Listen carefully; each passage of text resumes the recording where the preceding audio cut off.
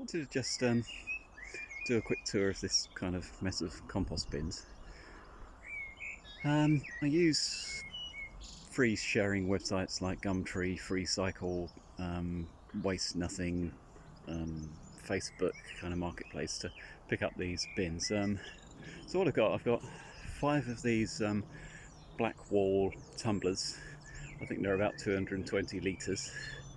And so I've got 2 here, there's one here, there's the guy with the apiary next door very conveniently shored up his fence with his pallet, so I've got to get a concrete spur and repair that, and I can fit another tumbler here. I've got one around there as well, and that's a neighbour's plot. I think he suffers from dementia, or I think everyone suffers from dementia, but he hasn't got the ability to keep his plot on, so he's just got a little place so he kind of gets a bit of fresh air and got a bit of grass to cut. I think his son helps him with that. But anyway, I'm collecting a lot of brewer's waste from Muswell Hillbillies Brewery, and what I wanted to do, it's a bit gloopy at the moment.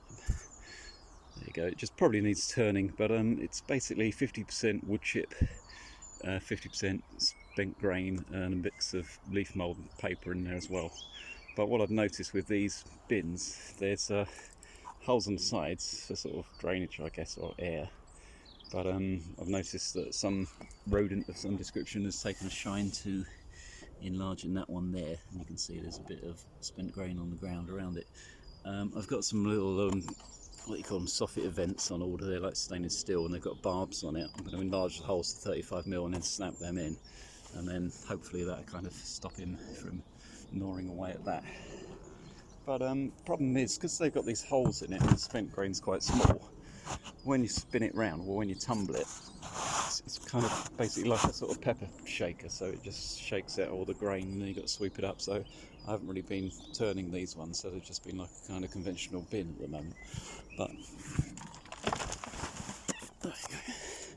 What I noticed as well, with the base of these bins, they come very close to the ground, so if you get a little rat comes along, you can just, there's big holes in the bottom, and he just pokes his head in and enlarges it, and then he's in the bottom of the bin, and then obviously gravity has got a little food dispenser. So what I've done on here, these are just 10-inch pizza plates. They're £4 or £5 on Amazon. Stainless steel, so they'll last forever. And I've got some stainless steel mesh in there as well, and a bit of old UPVC to space it, and then just self-tapping stainless steel screws on the bottom. So he's not going to get into that. But what I thought, because you've got the smell around these, he might be interested in that rather than gnawing his way into the plastic. But I think they tend to like corners, so when they've got smooth surfaces, they're not quite so keen. That's my theory, anyhow. Someone suggested it could be squirrels actually as well, which I didn't really consider, because I was wondering how.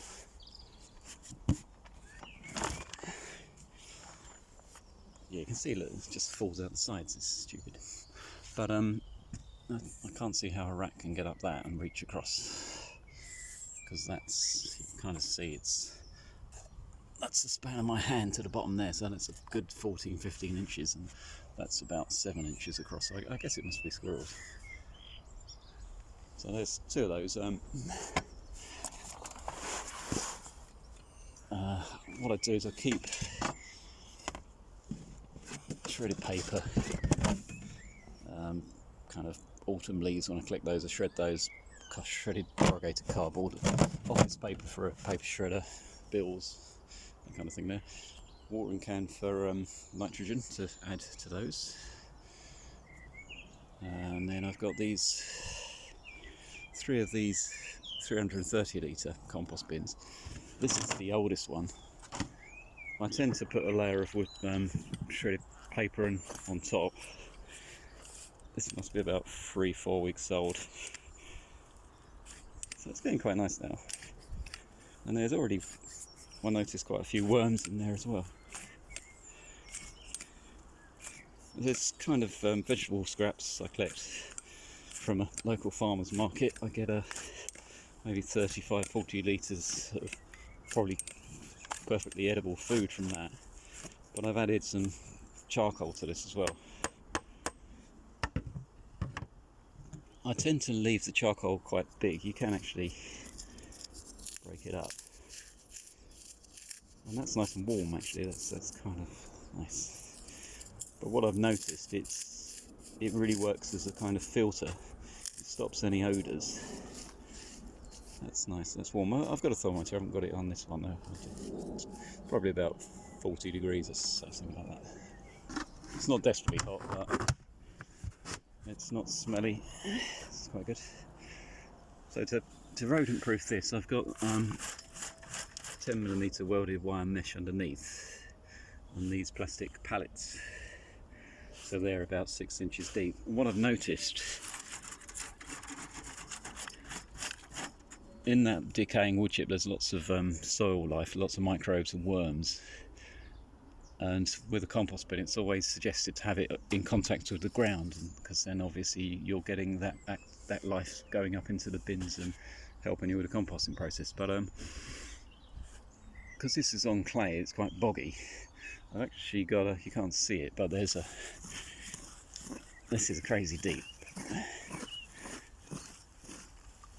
Yeah, you got the depth of the pallet there, and there's a wooden pallet underneath with old floorboards on it to kind of level it up. So that's about 6 inches, and another 6 inches, that's about 12 inches of wood chip under there. And when this breaks down it settles, but then you've got that grill there that sort of keeps some air spaces as well. So you've got different areas, so you've got contacts with the ground and you've also got airflow underneath as well. And this is quite porous and it's open at the sides. So the idea was, when you harvest these, you just lift them off, you can take the compost away, sweep it off, and then you've got this kind of structure and a hell of a lot of volume of organic material and soil life underneath. So my theory, I don't know if this works or not, but as I'm working on these bins, I've got 3 bins. I start with one on the left, work my way left to right, and as that one settles down, I'm taking the slightly aged material from the second one along, topping it up to this one, keeping that one up full volume so it maintains some heat, and then adding a fresh kind of bulk of material to the one on the end. So after about 3 weeks, it's probably dropped down about 150 litres. And so yeah, it's quite interesting, because you've got to sort of think, because I'm collecting around about 180-200 litres of spent grain and hops a week, how much kind of capacity you need to take that on. But these are working quite well at the moment. And this one here, was full to the top. After a week it's basically about 2/3. So obviously after a number of months the first one's going to be ready to harvest, and then you can put fresh material into that one. So I've got 3 of these bins around here. And then that's the neighbour's plot. There's a load of junk I haven't got around to clearing this bit. This is just old fencing and stuff that was on the plot. A couple of trees that have come down, and lots of old pallet wood. Buried a lot of pallet wood just to raise the level on paths, kind of hugelkultur beds as well. And I've got 3 more compost bins in there. So 2 of those are full, one's empty. I've got 3 other bins that are ready to harvest. So they've got to go into beds. So that gives me another kind of 900 litres. So it's basically 900 litres on each, lots of 3, so I've got 3 loads of those. If you look around over here, there's plastic recycled sheet, which is going to be in the compost bin. 6 foot by 4 foot greenhouse. I've got some shredding to go on there. These beds, I can't really see, but they're kind of like an E shape, so it's 16 foot by 12 foot.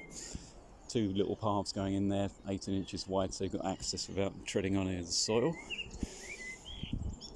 I've tried to rodent proof these a little bit. I've got some weld wire mesh around the bottom, and then just kind of bricks over the doors, just to stop the opportunistic kind of rodents going in there. I've got compost bags. Neighbours drop off the compost, and even though they're compostable, I don't like to do them into tumblers. I've got a different hot bin which I use to kind of take all the PLA material.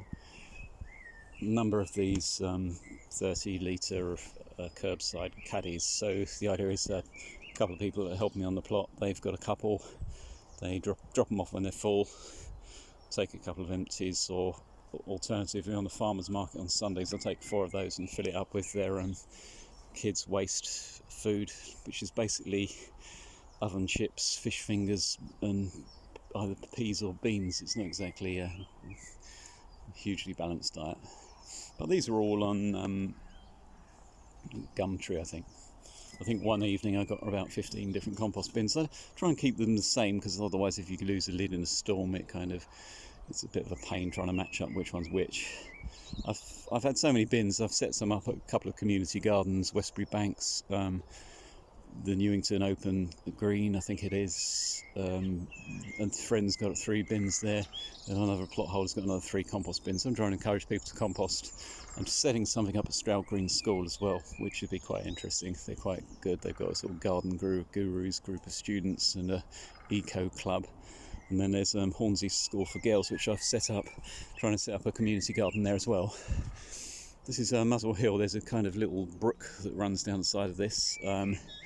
Obviously it needs a bit of work, and what I was thinking of doing, you've got 3 little bridges at the moment. I've got some sleepers for one, but I was thinking of getting a sort of 12-inch twin wall drainage pipe, maybe 2 or 3 metres, and then just using the space on top, and have it so it's short enough so you can get a kind of broom handle down it, and if it blocks up with any debris.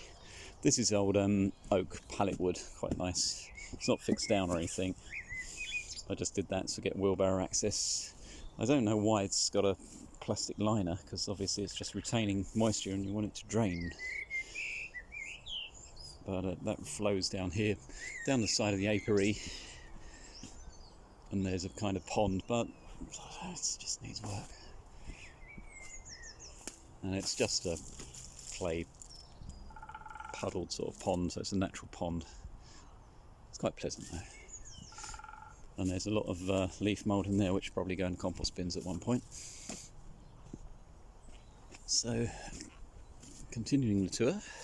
These old pallet collars are already on the plot. What I've done is I've put 800 by 1200 euro pallets underneath, just to raise up the level another 6 inches. I've dug out the paths, gone down a couple of spade depths, taken all the topsoil off, put the topsoil onto the beds, raised the level of the beds with a lot of pallet wood, lots of old Christmas trees. I went round on a splurge after Christmas, picked up about 30 of these things. It's Muswell Hill, so they're all about 10 foot tall as well, because they've got high ceilings. And about 30 trees. I took all the limbs off with a hatchet, and then laid a layer of those, about 6-inch layer of that. Those old scaffold boards topped up with wood chip in the paths. So what I want to do is trench out all the paths, run maybe a bit of pipe into that drain as well, so it's not acting like a kind of dam. The previous plot holder had sunken lots of organic material into the beds, but obviously when it rained they just filled up with water. Even though there's lots of compost and they had the good intentions, they didn't really, I don't know, they had sort of raised beds in reverse. This is kind of claggy, but this is going to be a huge bed, so what I want to do is raise this up even more, make a big mound there. I've got a couple of, or maybe half a ton of compost to go on top, and then I don't know, sometime I'll probably start to try and grow some stuff. So these are pallet collars. What I'll do is with these sort of lasagna beds, so I've got old kind of timber which retains moisture. Some of it's quite rotten already, and that acts like a sponge when that's in the soil. You'll get lots of worms in there, and that'll be quite good. It's just a way of generating free kind of soil and getting rid of wood that was on site. So that's all the sort of bits of wood you can't use for anything. I'm not going to take it to the tip. Horrible little plastic store that was on the plot. It's just got a load of old junk tools in it. Apple tree here. There was 3 trees. I've taken one of those out, or 2 of those out. Just got the one remaining. Just I think it's enough work. A little wormery here. This is another little kind of, I went to pick up a compost bin and they had a wormery in the front garden as well, so I was like, oh, did you want that? I do. So this is brioche buns, lovely organic buns from a farmer's market, and there's some little worms in there. Don't know what's going on, not a lot. Yeah, there we go, little worms. Having a bit of takeaway lid on there. Got eggshells, I'll just put any old shit in there. And then I've got No, the same again on a different layer. But I didn't want to overwhelm them with bread at the moment, so I thought I'd put it on top and let it break down. The lid blew off, but what I noticed, the lid was the same size as the same diameter as the top, so when it rains it kind of runs off and runs into the thing. So that's a bit of old buffalo board. It's phenolic resin faced exterior birch plywood, so it's quite durable. I might put some vents in it and just leave it like that. So there's more of these palette colours. I'm just using those to store stuff. That's going to be another kind of worm bin. That's for like comfort tea, worm tea. I've got a cold frame cloche thing I've made up there. That's just firewood for doing biochar. Bigger kind of logs I'll use for edging beds and maybe hugelkultur. I've got these reclaimed floorboard, so kind of planting little tiered planters, and a lot of sedums, which I just like growing, like having the continuity of stuff growing all winter. This was from the wood chip pile. Someone had an excavator and they took up a lot of topsoil. It was mounded up where you park your cars on the allotment, so I got off the wheelbarrow and just kind of loaded that up. There's these bits of chipboard, so I don't know, I'll just get rid of those, but they're from old pallets. I broke up about 30-40 pallets. And these are, I don't think who does these. These wall barn, or these are the M trays for green roofs. So I've got a kind of native wildflower mix in there. There's a lot of at the moment, lots of clovers, red clover, white clover, but there's some little orchids in there. There's some self-sown grasses. It's just kind of interesting. There's ham and eggs plant, which is a little tiny flower, and there's like ladies' bed straw and all that kind of thing. These I want to get those planted up. I've got a lot more seed mixes, and I'll just do these trays. What I wanted to do is do some green roofs for a couple of schools, so I'll have some demonstration green roof materials. I want to do something at Westbury Banks Reserve as well, but the idea was I can kind of propagate my plants at the reserve, take cuttings from the green roof. They get the benefit of having a green roof. I do some maintenance in return for a bit of growing space, but what I wanted to do is kind of like a mobile meadow that I can just span out when I felt like it, really. So this is a bit of a biochar retort. That was something on the plot. It's an old gas burner and 60-70 litre oil drum. Officially you're not supposed to have fires on plots, so what I'm going to do is sneak something in that's kind of like a stove. It's smaller, but you can use it more often. So there's some of the evidence of what I've been up to. But what I do is, as this kind of wood chip breaks down, I'll just add that to the compost bin. So I kind of like, it tidies it up when you've got some nice new fresh wood chip on there. It's nice stuff though, because it's hard to see. Nice pens.